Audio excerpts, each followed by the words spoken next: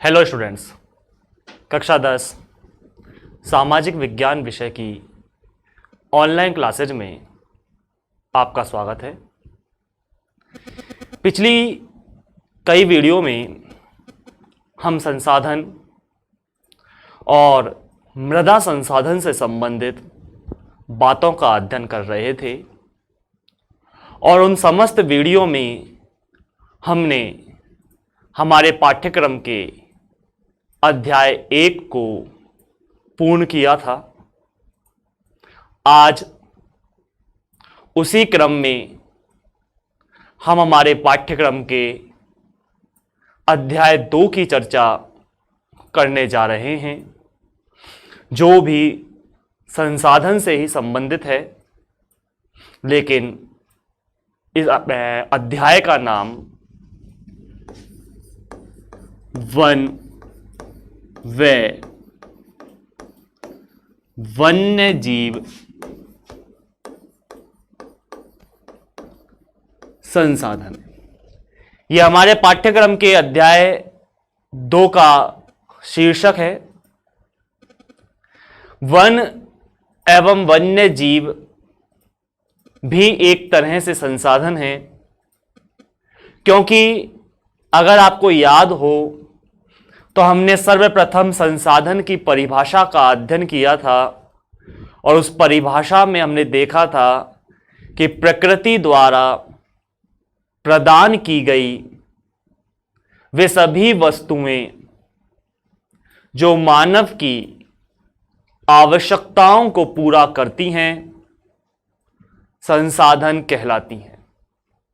तो यहां दोनों ही शर्तें पूरी होती हैं, वन और वन्य जीवों से संबंध में, क्योंकि ये दोनों ही चीजें हमें प्रकृति से मिलती हैं और इन दोनों के द्वारा ही मानव की आवश्यकताएं पूरी होती हैं। वन, जिसके बारे में तो हम बेहतर तरीके से जानते ही हैं, मानव जीवन के लिए प्रकृति का एक सर्वोत्तम उपहार है, तो वहीं वन्य जीव भी मानव की विभिन्न आवश्यकताओं को पूरा करते हैं। वन्य जीवों से खाल, मांस, हड्डियां, सींग, दांत और तमाम तरह की अन्य चीजें मानव प्राप्त करता है और अपनी आवश्यकताओं को पूरा करता है। तो कहने का आशय, वन और वन्य जीव दोनों ही मानव की आवश्यकताओं को पूरा करते हैं और ये दोनों ही प्रकृति से हमें प्राप्त हैं। इसलिए इन दोनों को ही संसाधन की श्रेणी में शामिल किया जाता है। हमारी प्रकृति में सूक्ष्म जीव से लेकर विशाल ब्लू व्हेल और छोटी घास वनस्पति से लेकर विशाल बरगद के वृक्ष उपस्थित हैं। हमारी प्रकृति में ये तमाम तरह की विविधता ही जैव विविधता के नाम से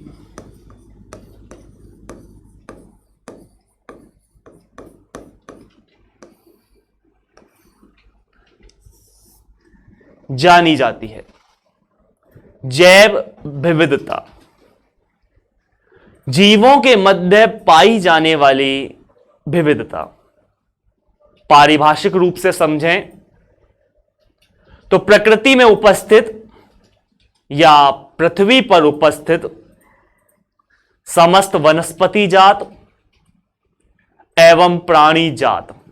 अब ये दो शब्द आते हैं, वनस्पति जात और प्राणी जात, यानी वनस्पतियों की तमाम जातियां, जितने भी, एक छोटी घास से लेकर विशाल वृक्ष तक, और प्राणी जात, एक सूक्ष्म जीव से लेकर बड़े से बड़े विशाल जानवर तक। इनके मध्य पाई जाने वाली विविधता जैव विविधता कहलाती है, जो मानव जीवन का आधार है और ना ही मानव जीवन का अपितु संपूर्ण जैव जगत का आधार है। जरा सोचो और कल्पना करो कि हमारी पृथ्वी पर सिर्फ एक ही तरह की वनस्पति होती, सिर्फ एक ही तरह की। जैसे मान लीजिए सिर्फ और सिर्फ आम के ही वृक्ष होते और कोई वृक्ष ही नहीं होता, तो सिर्फ हमें आम ही सेवन में होता।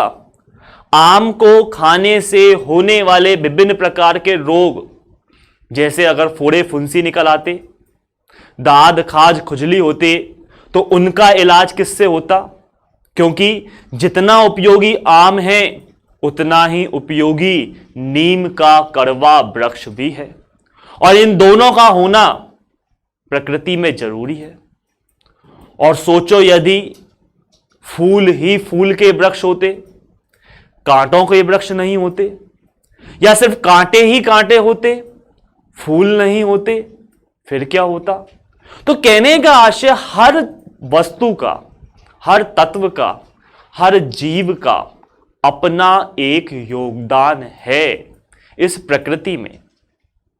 बारिश के मौसम में आने वाले छोटे कीट पतंगे, अब मन में कभी यह आता है कि आखिर कुदरत ने इन्हें क्यों बनाया होगा, जो कुछ पल के लिए आते हैं और कुछ समय पश्चात ही वो समाप्त हो जाते हैं। वो खुद के लिए नहीं जीते, वो दूसरों के लिए जीते हैं। उनका जीवन खुद के लिए नहीं, अपितु उनका जीवन दूसरों के लिए है। इस जैव जगत में हर कोई प्राणी दूसरे प्राणी पर निर्भर है। ऐसे में अगर वो छोटे सूक्ष्म जीव नहीं होंगे तो बड़े जीव स्वतः ही समाप्त हो जाएंगे।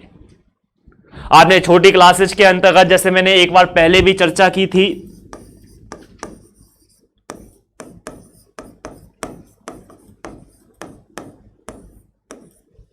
खाद्य श्रृंखला के बारे में अध्ययन किया था। खाद्य श्रृंखला यानी भोजन की श्रृंखला। सबसे पहले हमारी प्रकृति में उत्पादक होते हैं और इन उत्पादकों में शामिल की जाती हैं वनस्पति, जो सूर्य के प्रकाश में प्रकाश संश्लेषण की क्रिया के माध्यम से अपना भोजन स्वयं तैयार करते हैं और विकसित होते हैं। इन छोटी वनस्पतियों पर, या यूं कह लें इन वनस्पतियों पर, उत्पादकों पर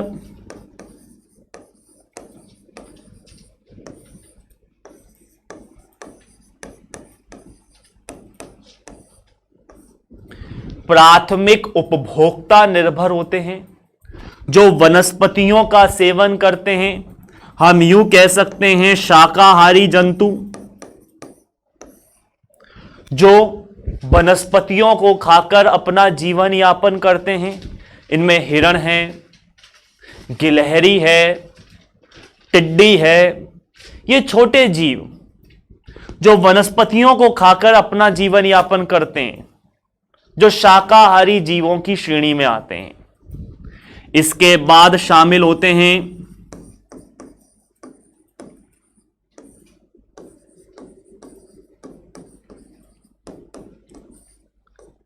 द्वितीयक उपभोक्ता, जो शाकाहारी जंतुओं का भक्षण करते हैं, जिनको मांसाहारी की श्रेणी में रखा जाता है। ये वनस्पति नहीं खाते, ये शाकाहारी जंतुओं को खाकर अपना पेट भरते हैं। इसके बाद शामिल होते हैं तृतीयक उपभोक्ता,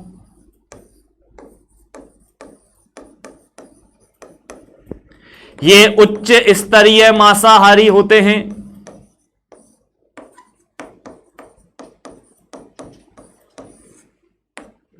जो मांसाहारी जंतुओं को और शाकाहारी जंतुओं को दोनों को खाते हैं। और अंत में सबसे आता है अपघटक। ये वो सूक्ष्म जीव होते हैं जो मृत शरीर का भक्षण करते हैं, मृत शरीर को खाते हैं, अंततः यह सूक्ष्म जीव मृदा में शामिल हो जाते हैं, मृदा उपजाऊ बनती है और इस मृदा में पुनः वनस्पतियां उत्पन्न होती हैं। तो पूरी एक श्रृंखला बनी हुई है और प्रत्येक का अपना अस्तित्व है। हम अगर ये देख लें इनमें से एक को भी हटा दिया जाए तो प्रकृति में मौजूद जो पारिस्थितिकी तंत्र है, इकोसिस्टम है, यह सिस्टम समाप्त हो जाएगा, जैव जगत पर खतरा मंडराने लगेगा। तो ऐसे में प्रत्येक जीव का अपना एक योगदान है। इन सब में उच्च स्तरीय श्रेणी पर जो आता है वो मानव आता है, जिसको सर्वाहारी की श्रेणी में शामिल किया जाता है। सर्वाहारी, सब कुछ हरण करने वाला अर्थात सब कुछ भक्षण करने वाला मानव। शाकाहारी जंतु सिर्फ वनस्पति खाएगा, मांसाहारी जंतु सिर्फ मांस का ही भक्षण करेगा, लेकिन मानव एक ऐसा जंतु है जो सब कुछ खा सकता है। वो शाकाहारी जंतुओं को भी खा लेता है, वो मांसाहारी जंतुओं को भी खा लेता है और वो वनस्पतियों को भी खा लेता है। मानव को जो मिले मानव उसका भक्षण करता है। ऐसे में मानव जो शामिल होता है वो सर्वाहारी की श्रेणी में शामिल किया जाता है। तो यह संपूर्ण एक चक्र जो बना हुआ है, ये जो विविधता हमें देखने को मिलती है, विभिन्न प्रकार के जीव, टिड्डी, चूहे, गिलहरी, बिल्ली, गाय, कुत्ते, शेर, हिरण और तमाम तरह के अन्य प्रकार के जीव जंतु, ये सभी शामिल हैं किसमें? जैव विविधता में। तो विस्तार से आप समझे इस टॉपिक को। जैव विविधता पृथ्वी पर उपस्थित समस्त वनस्पति जात एवं प्राणी जात के मध्य पाई जाने वाली विविधता जैव विविधता कहलाती है। यह मानव जीवन का आधार है और इसी से हमें जल तथा वायु की प्राप्ति होती है। इन जैव विविधताओं में सर्व प्रमुख आधार अगर देखा जाए तो वो सर्व प्रमुख आधार वनों का आता है। वनों के संदर्भ में दो लाइनें कही जाती हैं कि हम हरे पेड़ जमाने के काम आए, सूख गए तो जलाने के काम आए। किसी ने बड़े ही गहराई में इन दो पंक्तियों को कहा गया है कि हरे पेड़ जो हैं वो जमाने के काम आए, दुनिया के काम आए, और जब ये सूख गए तो ये जलाने के काम आए। मतलब पेड़ यानी वृक्ष यानी वन हमारी प्रकृति में इस्तेमाल होने वाला सबसे महत्वपूर्ण संसाधन, चाहे वो सूखा है या हरा भरा, वो मानव की आवश्यकताओं को पूरा कर रहा है। लेकिन आज मानव की लालची पूर्ण प्रवृत्तियों के कारण ये समस्त वृक्ष संकट में हैं। आज हमारे जंगल संकट में आ चुके हैं। सन 1952 के अंतर्गत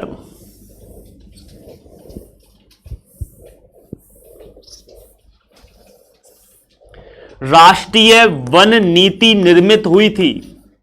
देश की प्रथम वन नीति 1952 की, जिसको नाम दिया गया राष्ट्रीय वन नीति। इस नीति के तहत यह निर्धारण किया गया था कि हमारे देश के कुल भूमि के 33% भाग पर वन होने चाहिए। कुल भूमि के 33% भाग पर वन होने चाहिए। लेकिन लंबे प्रयासों के बावजूद भी आज तक हम ये आंकड़ा हासिल नहीं कर पाए और आज भी हमारे देश में लगभग 24% भूभाग पर ही वन उपलब्ध हैं। सरकार, समुदाय, समाज के भरसक प्रयासों के बावजूद वनों का क्षेत्र लगातार सिमटता चला जा रहा है। कारण है बढ़ती हुई जनसंख्या। बढ़ती हुई जनसंख्या को निवास करने के लिए भूमि चाहिए। परिणाम जिन क्षेत्रों पर वन हैं, जंगल हैं, उन्हें काटा जा रहा है और वहां पर मानव के निवास करने के लिए मकान बनाए जा रहे हैं। तो आज वन संकट में है और जब वन संकट में है तो वन्य जीवों का संकट में होना स्वाभाविक है। इनका प्राकृतिक आवास हमने छीन लिया। जंगल हमने इनके काट लिए जहां पर ये रहा करते थे। ये जानवर उन जंगलों से निकलकर मानवीय बस्ती की तरफ आ रहे हैं। लेकिन जब ये मानवीय बस्ती की तरफ आते हैं तो मानव को भी ये पसंद नहीं आता और मानव उनको मार कर या फिर किसी भी तरह से या तो जंगल में वापस भेज देता है या उन्हें पूरी तरह से समाप्त कर देता है, जिससे लगातार वन और वन्य जीवों की संख्या घटती चली जा रही है। हमारे विश्व की एक अंतर्राष्ट्रीय संस्था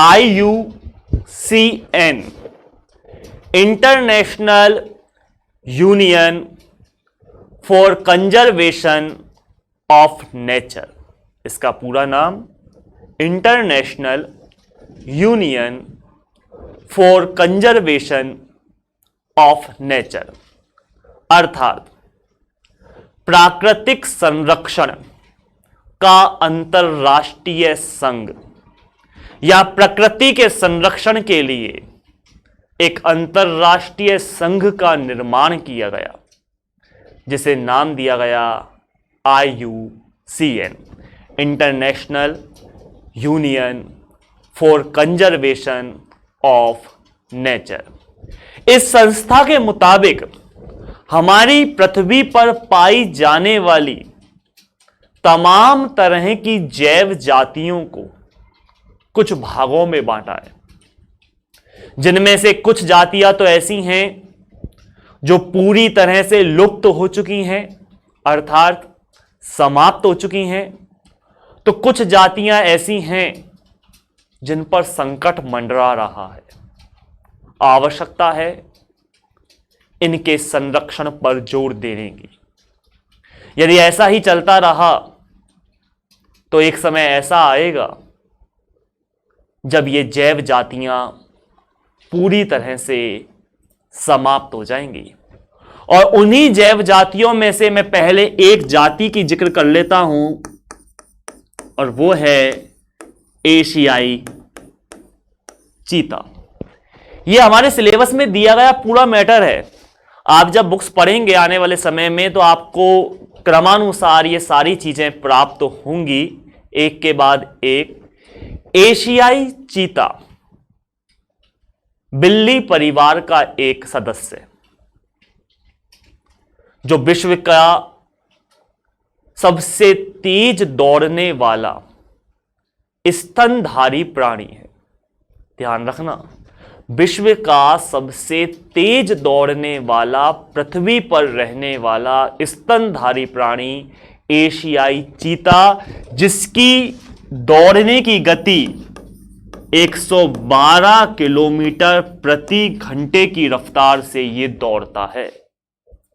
यह बिल्ली परिवार का ही एक सदस्य है। ये चीता, शेर, बाघ, तेंदुआ, ये सब बिल्ली परिवार के मेंबर हैं। यही तो कारण है कि बिल्ली को मौसी की श्रेणी में रखा जाता है कि हम कहते हैं ना बिल्ली मौसी आ गई। तो ये जितने भी जानवर हैं ये सब बिल्ली परिवार का हिस्सा है। बिल्ली हमारे घरों तक सीमित रह गई और बाकी के ये जंगलों में चले गए। तो एशियाई चीता बिल्ली परिवार का एक सदस्य है जो विश्व में सबसे तेज दौड़ने वाला स्तनधारी प्राणी। आमतौर पर हमें यह भ्रम हो जाता है कि चीता एक तेंदुआ है, लेकिन चीता और तेंदुए में बहुत अंतर है। एशियाई चीते की विशेष पहचान इसके आंख के कोने से नाक के दोनों ओर आंसुओं के लकीर नुमा निशान है। मतलब ऐसा लगता है जैसे एशियाई चीता अभी रो कर चुका है। इसकी आंख के दोनों कोनों से नाक के दोनों तरफ मुंह तक काले रंग की धारियां पाई जाती हैं और यही काले रंग की धारी यह पहचान कराती है कि यह एशिया चीता है। पहले यह जीव ना सिर्फ भारत अपितु संपूर्ण एशिया और अफ्रीका के क्षेत्रों में पाया जाता था, लेकिन समय के अनुसार यह लगातार सिमटता चला गया। 1952 की जब राष्ट्रीय वन नीति बनी थी उस समय सर्वेक्षण किया गया और इस सर्वेक्षण के तहत यह पाया गया कि एशियाई चीता भारत में जिन क्षेत्रों में निवास करता था अब उन क्षेत्रों में नहीं मिलता। यानी एशियाई चीता भारत से लुप्त घोषित कर दिया गया है। लुप्त अर्थात गायब। इस श्रेणी में उन प्रजातियों को रखा जाता है जिनके निवास स्थान पर खोज करने के पश्चात यह पाया गया कि यह जीव अब वहां देखने को नहीं मिलता। तो ऐसे में भारत में, या यूं कह लें भारत से 1952 की राष्ट्रीय वन नीति के तहत ही इस जीव को लुप्त घोषित कर दिया है। ऐसे तमाम जीव, ये तो सिर्फ एक एशियाई चीते की बात है, ऐसे तमाम जीव हैं जिनके निवास स्थान पर खोज करने पर अब ये देखने को नहीं मिलते, समाप्त हो चुके हैं। यदि ऐसा ही चलता रहा तो एक समय ऐसा आएगा जब विश्व की तमाम जैव जातियां समाप्त हो जाएंगी और हमारी आने वाली पीढ़ियां हमसे ये पूछेंगी तो हमारे पास सिर्फ उन्हें जवाब देने के लिए या तो किताबों में या पत्र पत्रिकाओं में छपी हुई उनकी तस्वीरें या उन पर लिखी हुई कुछ बातें होंगी। वास्तविकता में वो पशु या वो जैव जाति हमें देखने को प्राप्त नहीं होगी। तो आवश्यकता है इनके संरक्षण की। इसी तरह से अगर बात करें तो विश्व में कई और, या भारत में कई और जैव जातियां हैं जिन्हें अलग अलग श्रेणियों में शामिल किया गया, लेकिन उनकी चर्चा हम आगामी वीडियो में करते रहेंगे। आज के लिए बस इतना ही काफी। धन्यवाद।